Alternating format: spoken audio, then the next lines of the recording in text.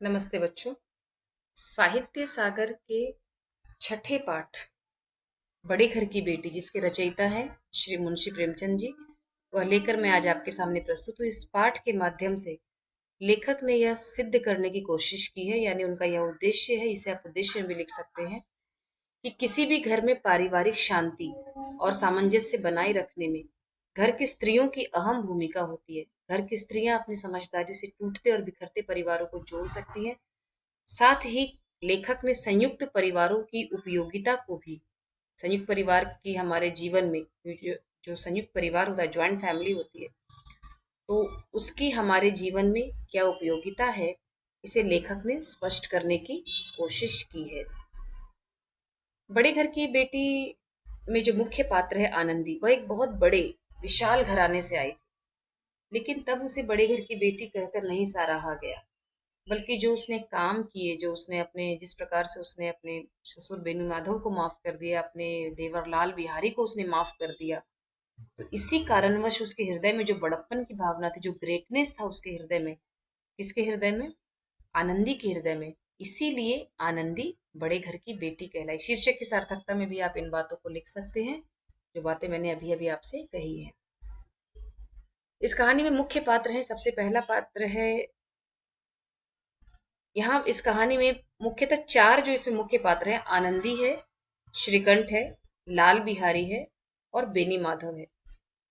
ठाकुर भूप सिंह आनंदी के पिता हैं। उनके थोड़े से यहाँ पर संवाद हैं, चूंकि प्रश्न बनते हैं उनके बारे में, इसीलिए भी इन्हें मुख्य पात्रों की श्रेणी में रखा गया है। नहीं तो आप कह सकते हैं कि इसमें चार ही मुख्य पात्र हैं। तो आनंदी, बड़े घर की बेटी। बेनी माधव सिंह गौरीपुर गांव के जमींदार और नंबरदार थे। जमींदार होता है लैंडलॉर्ड, और नंबरदार होता है जब गांव के प्रमुख लोगों में जिसकी गिनती हो, गांव की जो पंचायत हो, गांव में जो पंचायत में जो 5 लोग होते हैं, उसमें से कोई एक हो बेनी माधव सिंह, तो वे जमींदार और नंबरदार थे। उनके जो पितामह थे, पितामह होता है दादाजी, उनके जो दादाजी थे वे बहुत ही संपन्न थे अपने जमाने में धन और धान्य से, धन मतलब पैसा, और धान्य मतलब होता है अनाज, मतलब खूब खेती होती होगी, खूब अनाज उपजते होंगे, और इन दोनों ही चीजों से वे संपन्न थे। तो आज भी लोग उनको याद करते हैं, आज भी लोग उनको याद करते हैं। क्यों? क्योंकि बेनी माधव सिंह के पितामह ने गांव में एक ही पौंड था, एक ही तालाब था। क्या होता है तालाब? इंग्लिश में हम उसे कहते हैं पौंड, और हिंदी में हम कहते हैं उसे जलाशय और सरोवर। तो गांव में जो पक्का तालाब था और जो मंदिर था गांव में, मतलब वो इतने पुराने हो चुके थे कि उसकी अब रिपेयरिंग भी मुश्किल थी, उसकी मरम्मत भी मुश्किल थी। वो बेनी माधव सिंह के पितामह ने ही बनवाए थे, उन्हीं के कीर्ति स्तंभ थे। कीर्ति स्तंभ क्या होता है? अगर आप जो अशोका पिलर आप देखते हैं, जिसमें कि चारों ओर जो शेर का चित्र, शेर का जो उकेरा गया है, तो आप जब भी उस पिलर को देखते हैं, उस स्तंभ को देखते हैं, तो आप कहते हैं कि ये मौर्य डायनेस्टी की है। तो क्या है वो स्तंभ? क्या है वो? मौर्य डायनेस्टी का कीर्ति स्तंभ है। यानी लोग उसे देख करके कहते हैं कि ये मौर्य वंश के राजाओं ने बनवाया था। वैसे ही ये जो पक्का तालाब है और जो मंदिर है इस गांव में, किस गांव में? गौरीपुर गांव में, तो उसे देख कर लोग कहते, वो तालाब देख रहे हो ना, वो बेनी माधव सिंह के पितामह ने बनवाया था। तो ये उनके वंश का कीर्ति स्तंभ था। तो अब चूंकि जमीन बहुत ज्यादा है, तो जमीन जब बहुत ज्यादा होती तो जमीन को अम, छीनने वाले, उस जमीन पर एनक्रोचमेंट करने वाले, कब्जा करने वाले लोग भी ज्यादा होते हैं। अब जमीन पर कब्जा करने वाले लोग रहेंगे तो मुकदमे भी होंगे, मुकदमे होंगे तो वकीलों को ठीक करना पड़ेगा, वकीलों को ठीक करना पड़ेगा तो उनको उनकी इनकम, मतलब उनकी जो सैलरी है, जो उनका फीस है, वो देनी पड़ेगी। तो इसीलिए बेनी माधव सिंह को अपनी आधी से अधिक संपत्ति वकीलों को देनी पड़ गई थी, और इस समय उनकी वर्तमान आय एनुअली, वार्षिक है ये, एनुअली 1,000 से अधिक न थी। मतलब जो भी जमीन है, जमीन से जो आय होती होगी उनकी, या जो भी जिस तरीके से भी उनकी आय हो, तो वो 1,000 से अधिक न थी। तो ये बेनी माधव सिंह के बारे में डिस्क्रिप्शन है। अगर बच्चों इतना भी आप लिख देते हैं तो आपको फुल मार्क्स मिलने से कोई नहीं रोक सकता। और एक बात और लिखिएगा कि उनके 2 पुत्र थे, और आगे एक आधा वाक्य और है जो इम्पोर्टेंट है इसमें। तो बेनी माधव सिंह कौन है? बेनी माधव सिंह परिवार के मुखिया हैं, वृद्ध हैं, अनुभवी हैं, संकीर्ण विचारधारा के हैं, पक्षपाती भी हैं। क्यों पक्षपाती कहा गया है उनको? क्योंकि उन्होंने अपने बेटे की गलती पर, कौन है उनका बेटा? दो बेटे हैं, बड़ा बेटा श्रीकंठ है, छोटा बेटा लाल बिहारी है। तो लाल बिहारी ने आनंदी पर खड़ाऊं से जब प्रहार किया, खड़ाऊं से मारा, उसे मारने की कोशिश की, खड़ाऊं फेंक कर मारा, तो उस गलती को उन्होंने अनदेखा करने की कोशिश की और उल्टे श्रीकंठ से उन्होंने आनंदी की ही शिकायत की। तो इसीलिए उन्हें पक्षपाती कहा गया। एक घर का मुखिया का क्या काम होता है? कौन सही है कौन गलत है उसे वहां पर बताना है। ऐसा नहीं, फेवरिज्म नहीं होता है घर के मुखिया में, वो भावना नहीं होनी चाहिए। तो इसीलिए कहा गया है कि बेनी माधव सिंह परिवार के मुखिया के रूप में अपने कर्तव्यों को निभा पाने में सक्षम नहीं थे, अक्षम थे। लेकिन अंत में उन्हें अपनी गलती समझ में आई और उन्होंने आनंदी की भूरी भूरी प्रशंसा भी की। तो ये हैं बेनी माधव सिंह।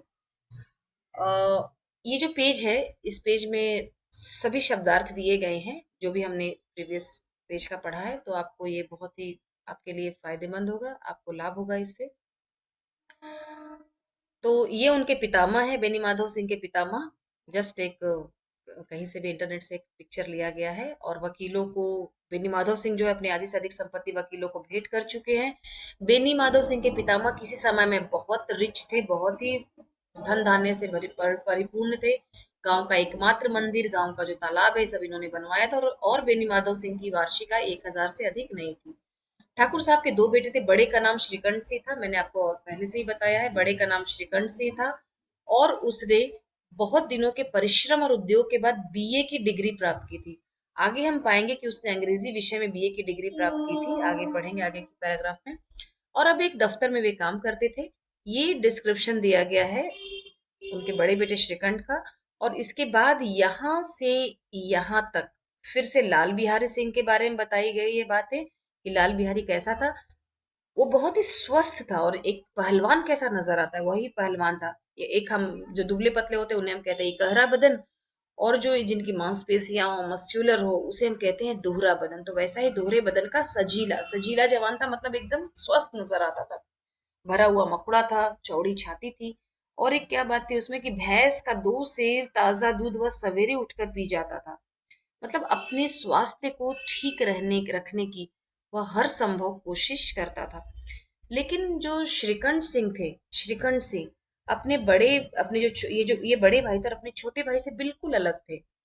तो जो बातें हमें देखने में अच्छी लगती है, मतलब हम स्वस्थ इंसान को देखना पसंद करते हैं, हम जो इंसान मस्कुलर हो, जिसकी मांसपेशियां अच्छी बनी हुई हो, तो बलिष्ठ हो, पहलवान की तरह नजर आए, तो ऐसे लोगों को लोग देखना पसंद करते हैं, ना कि जिसके चेहरे पर चमक ना हो, आभा ना हो। ऐसे लोगों को, ऐसे लोग मतलब ऐसे लोगों को जल्दी हम पसंद नहीं करते हैं।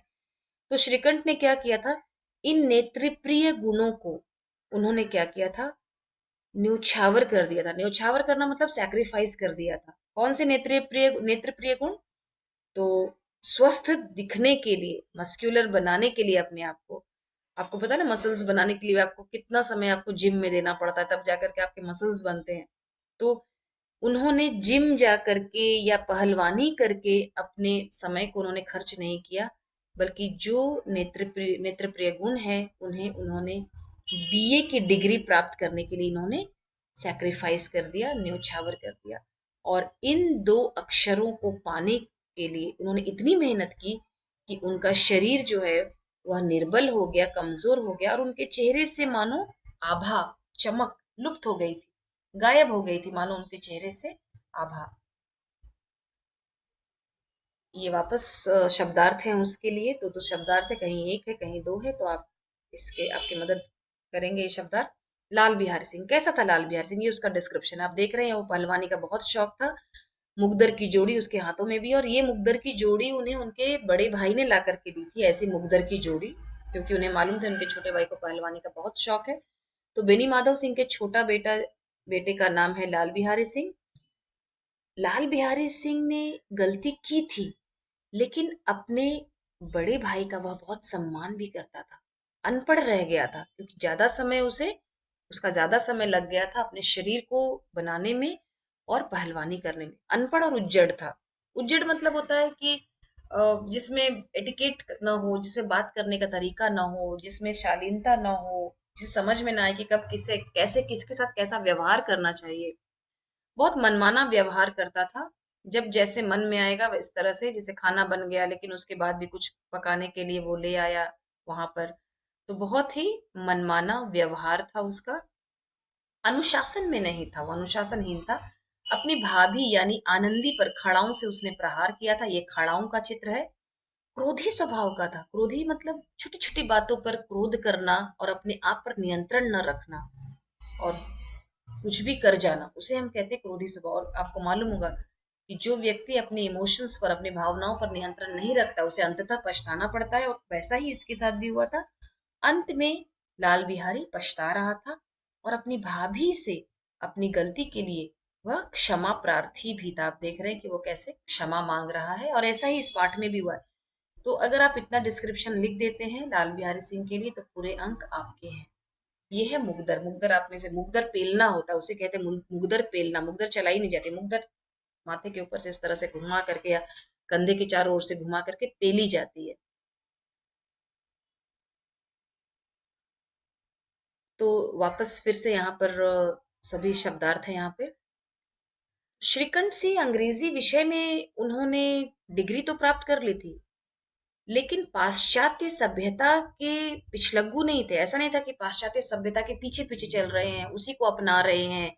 उस पाश्चात्य सभ्यता के वे प्रेमी नहीं थे, मतलब उसको उसके फॉलोवर नहीं थे, बल्कि बहुत जोर शोर से वे पाश्चात्य सभ्यता यानी जो वेस्टर्न सिविलाइजेशन है, वेस्टर्न सिविलाइजेशन जिन बातों की आराधना करता है, जिन बातों को फॉलो करता है, उसकी निंदा और तिरस्कार किया करते थे। उन्हीं बातों में से एक है न्यूक्लियर फैमिली, यानी विभक्त परिवार।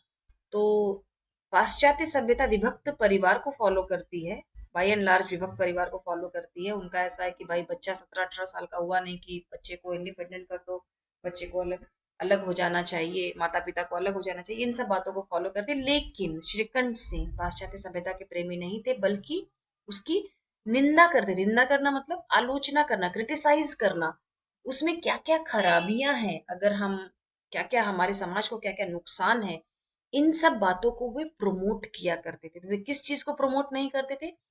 पाश्चात्य सामाजिक प्रथाओं को प्रमोट नहीं करते थे, बल्कि पाश्चात्य सामाजिक प्रथाओं की निंदा और तिरस्कार किया करते थे। दशहरे के दिनों में बड़े उत्साह से रामलीला में सम्मिलित होते थे। रामलीला क्या होता है? पूरे रामायण को हम 10 दिनों में समेट लेने की और मंचित करने की जो हमारी कोशिश होती है, मंचित करते हैं कि श्री राम का जन्म से लेकर के उनके विवाह से लेकर के कैसे वे मतलब सीता का कैसे अपहरण हुआ, और फिर कैसे लंका से वे सीता को बचा कर लाए, फिर वापस कैसे वापस अयोध्या आए, तो ये सब मंचित किया जाता है 10 दिनों में। और अंतिम दिन में रावण का दाह किया जाता है, रावण को जलाया जाता है। तो ये सब रामलीला के अंतर्गत होता है। तो वे रामलीला में सम्मिलित होते थे और खुद किसी न किसी पात्र का अभिनय करते थे, एक्ट करते थे। अभिनय करने वाले को हम क्या कहते हैं? देखिए वाक्यांश के लिए एक शब्द में हम लिखते हैं अभिनय करने वाला, अभिनेता। इसके अलावा किन बातों को प्रमोट करते थे? प्राचीन सभ्यता यानी हमारी भारतीय संस्कृति में जो भी बातें हैं उनका वे गुणगान करते थे, अप्रिशिएट करते थे, और यही उनके स्वभाव का प्रधान अंग था। प्रकृति का मतलब है यहाँ पर स्वभाव, नेचर। किसका नेचर की बात की जा रही है? श्रीकंठ सिंह की नेचर की बात की जा रही है, उनके स्वभाव के बारे में बात की जा रही है। सम्मिलित कुटुंब के वे एकमात्र उपासक थे, यानी फॉलो करते थे सम्मिलित कुटुंब को। और आजकल जो लड़कियां होती हैं, जो स्त्रियां होती हैं, उन्हें शुरू से ही उनके मन में यह भावना होती है कि मुझे विवाह के बाद अलग ही रहना है, अलग कुटुंब में रहना है, अपने पति के माता पिता के साथ मुझे नहीं रहना है, क्योंकि मुझे स्वतंत्रता नहीं मिलेगी, मुझ पर तरह तरह की पाबंदियां होंगी। तो ये जो सोच है, इस सोच के वे विरोध में थे। तो उसे वह जाति और देश दोनों के लिए हानिकारक समझते थे। यानी वे विभक्त परिवार नहीं, बल्कि संयुक्त परिवार के प्रमोटर थे, उसको प्रमोट करते थे। और कई बार उनके गांव में कोई भी घर अगर टूटने की कगार पर आ गया हो, जहां बेटा अपने माता पिता से अलग हो रहा हो, तो वे स्वयं जाते थे और उस टूटते हुए घर को, ये जो घर टूटने की कगार पर है, उसे फिर से वे जोड़ देते थे। इसी कारणवश उस परिवार की जो स्त्री है, वे श्रीकंठ को से बहुत घृणा करती थी। पर गांव की कई स्त्रियां श्रीकंठ से बहुत घृणा करती थी, उसे अपना दुश्मन भी मानती थी। उसे लगता था कि ये लो आ गया हमारा दुश्मन। उसे गांव में देखती थी और देखने के साथ ही कहती थी, आ गया हमारा दुश्मन, पता नहीं कहाँ से आ जाता है हमारे यहाँ। तो इस तरह से उन्हें उनसे घृणा करती थी। तो अपना शत्रु भी निसंकोच रूप में वे उसे अपना शत्रु भी समझती थी। संकोच नहीं करना, उसके लिए एक शब्द है निसंकोच। निसंकोच। स्वयं उनकी पत्नी भी इस विषय पर श्रीकंठ के विरोध में थी। यह इसलिए नहीं था, आनंदी को इसलिए श्रीकंठ से विरोध नहीं था। उनकी पत्नी कौन है? आनंदी। तो आनंदी इसलिए विरोध नहीं करती थी कि उसे अपने देवर यानी लाल बिहारी से या अपने ससुर बेनी माधव सिंह से वो घृणा करती थी, हेट करती थी, इसलिए नहीं। बल्कि आनंदी बहुत खुले विचारों की थी। उसका विचार था, देखिए ये बहुत इंपॉर्टेंट सेंटेंस है, कि यदि बहुत कुछ सहने पर भी परिवार के साथ गुजारा न हो सके तो आए दिन के कलह से, कहाँ है ये लिखा हुआ? पेज नंबर 32 के लास्ट लाइन में। तो आए दिन के कलह से जीवन को नष्ट करने की अपेक्षा अच्छा है कि अपनी खिचड़ी अलग पकाई जाए, यानी अपना अलग परिवार बना लिया जाए। देखिए बहू जब आती है परिवार में तो जरूरत से ज्यादा अपेक्षा की जाती है, ठीक है। वही बहू अगर बेटी के रूप में घर में हो तो बेटी को कोई काम नहीं करना चाहिए, बेटी को बिठा कर रखना चाहिए, बेटी को पानी भी लेकर के लोग देते हैं, पानी भी नहीं पीना चाहिए। बेटी अगर थोड़ा भी काम करने के लिए उठा, अरे तुम क्यों काम करने लगी, बहू है ना, इस तरह की भावनाएं होती है लोगों में। लेकिन उसके बाद भी इतना कुछ बहू के करने के बाद भी, इतना कुछ बहू के करने के बाद भी अगर बहू से मतलब बहुत ज्यादा आकांक्षाएं और भी ज्यादा हों, और बहू का अगर आप तिरस्कार कर रहे हैं, बात बात पर उसका अपमान कर रहे हैं, तरह तरह से उसे आप मतलब उसको आप टोक रहे हैं, बात बात पर उसे टोक रहे हैं, तो फिर बहुत स्वाभाविक सी बात है कि बहू जो है वह परिवार में नहीं रहना चाहेगी। इसीलिए आनंदी का यह मानना था कि बहुत कुछ सहने पर भी परिवार के साथ निर्वाह ना हो सके तो कलह से आए दिन के कलह से जीवन को नष्ट करने की अपेक्षा अच्छा है कि अपनी खिचड़ी अलग पकाई जाए। तो ये ऊपर के पेज में जो शब्दार्थ है ये यहाँ पर लिखे गए हैं, आप इसे देख सकते हैं ध्यान से। अब श्रीकंठ सिंह के बारे में हम यहाँ पर थोड़ा सा जानते हैं, लेकिन उसके पहले इस पेज को हम थोड़ा देख लेते हैं। हाँ, जीवन को नष्ट करने की अपेक्षा अच्छा है कि अपनी खिचड़ी अलग पकाई जाए। आनंदी एक बड़े उच्च कुल की लड़की थी। उच्च कुल की लड़की थी के लिए हम एक शब्द में क्या लिखेंगे? आनंदी बहुत कुलीन थी, कुलीन घराने से थी आनंदी। कुलीन घराना मतलब पढ़ा लिखा, सभ्य, सुसंस्कृत, सुशिक्षित, एजुकेटेड, जैसे बेला के बारे में हम कहते हैं संपन्न। और उसके पिता एक छोटी सी रियासत, रियासत क्या था? प्रोविंसेस को हम रियासत कहते हैं, उसके तालुकेदार थे।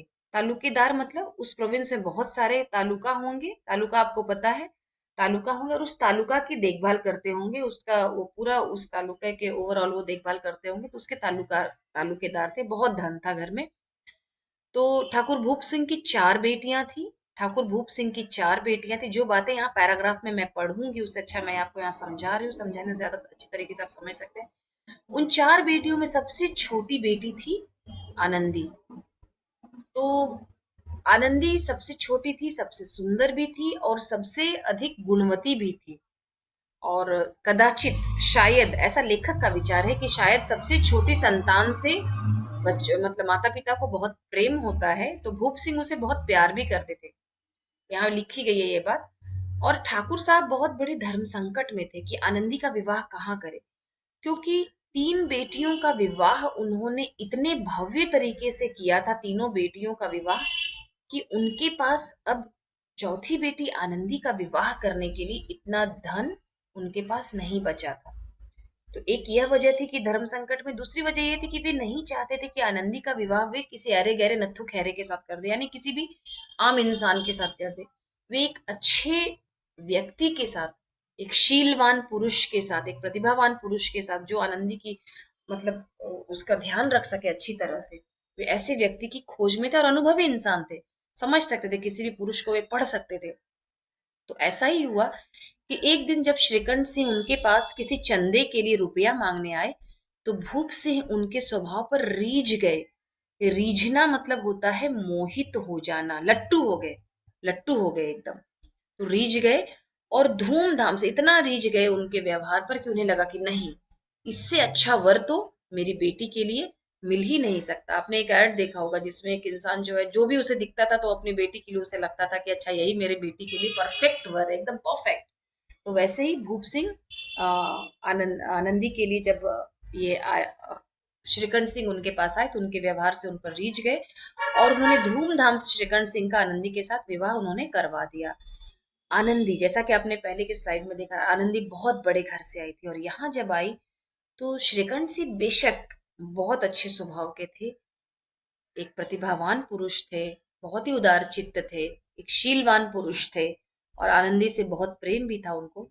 लेकिन घर वैसा नहीं था, जैसे वैसी टीम टाम नहीं थी, वैसा श्रृंगार, वैसी घर की बनावट नहीं थी, सजावट नहीं थी, जैसा वह देख कर आई थी। आनंदी के घर में बाग थे, बगीचे थे, क्या क्या थे, आपने यहाँ पर आप पढ़ सकते हैं क्या क्या चीजें थी आनंदी के घर में।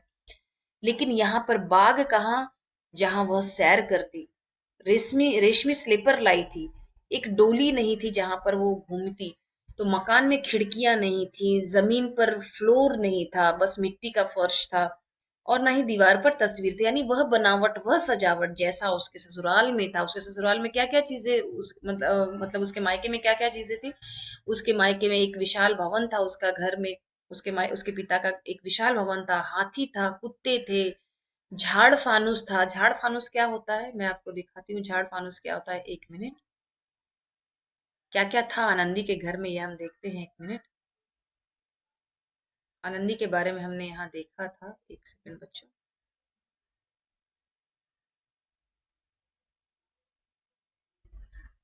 हाँ, तो इसे कहते हैं झाड़ फानूस। तो ठाकुर भूप सिंह की जो बेटी थी आनंदी, तो ठाकुर भूप सिंह एक बहुत बड़े घर से थे, और उनका घर बहुत विशाल बंगले के जैसा था घर उनका, और उनकी 3 बेटियां थी, और चौथी बेटी आनंदी का विवाह उन्होंने किसके साथ किया था, उन्होंने श्रीकंठ के साथ किया था। तो लेकिन ये सब जाने दीजिए, आनंदी ने क्या किया। आनंदी ने थोड़े ही समय में अपने आप को इस घर में एडजस्ट कर लिया, अपनी इस नई परिस्थिति के ऐसे अनुकूल बना लिया, मतलब एकदम अपने फेवर में, मानो हर चीज उसके फेवर में ही हो। अपने घर में सोफे पर बैठती होगी, यहाँ चटाई पर बैठती है, चटाई यानी मैट, तो भी उसको कोई आपत्ति नहीं थी। तो इस तरह से बना लिया उसने कि मानो विलास के सामान, आराम के सामान उसने कभी देखे ही ना थे। तो ये था पूरा आनंदी का डिस्क्रिप्शन, और श्रीकंठ सिंह का डिस्क्रिप्शन, उसके बेनी माधव सिंह का डिस्क्रिप्शन हमने पढ़ा, और हमने पढ़ा भूप सिंह के बारे में। तो इन जितना भी मैंने अभी आपको बताया है उतना आप ध्यान से पढ़िए, और प्रैक्टिस कीजिए। जब मैं पढ़ा रही हूँ तो लिखते रहिए, इसकी मैं अगली वीडियो वापस मैं आपके साथ शेयर करूंगी।